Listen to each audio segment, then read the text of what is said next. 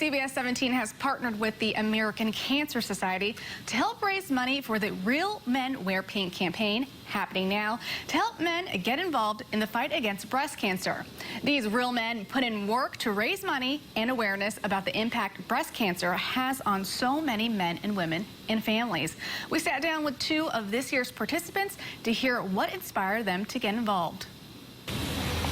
I'm joined today by David Everett, one of the local community leaders supporting this Real Men Wear Pink initiative. Thank you for taking the time to talk with me today. Yeah, of course. Absolutely. So cancer affects so many people, and this cause is deeply personal to so many. So tell me, why do you take time out of your busy life to commit to this cause? For me, it's a lot about the opportunity for a cure, really in the short term. The American Cancer Society has done a tremendous job with research grants and onboard researchers getting us very close. The truth is breast cancer is not nearly as dangerous a diagnosis as it used to be, but it's still affecting 1 out of 8 women. So how long have you been committed to the American Cancer Society and some of these initiatives?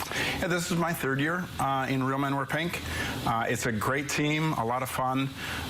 They're all men that have had, this sense of helplessness when a woman that mattered, that they loved, was diagnosed with cancer, breast cancer in this case.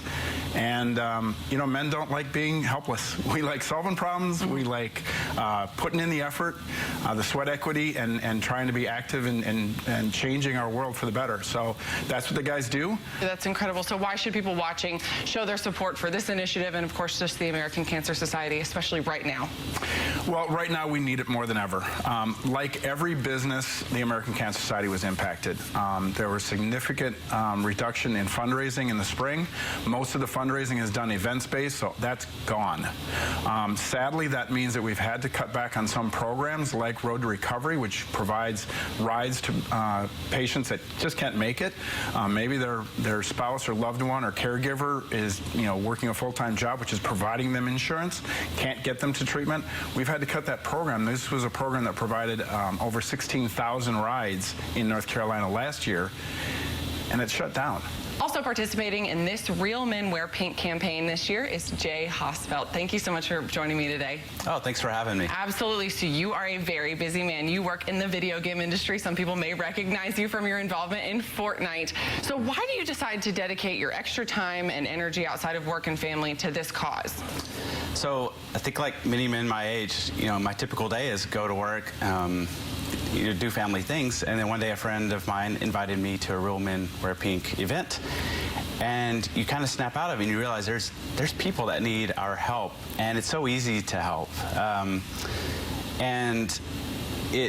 For me personally, I reflected on how many people in my life have been affected by breast cancer.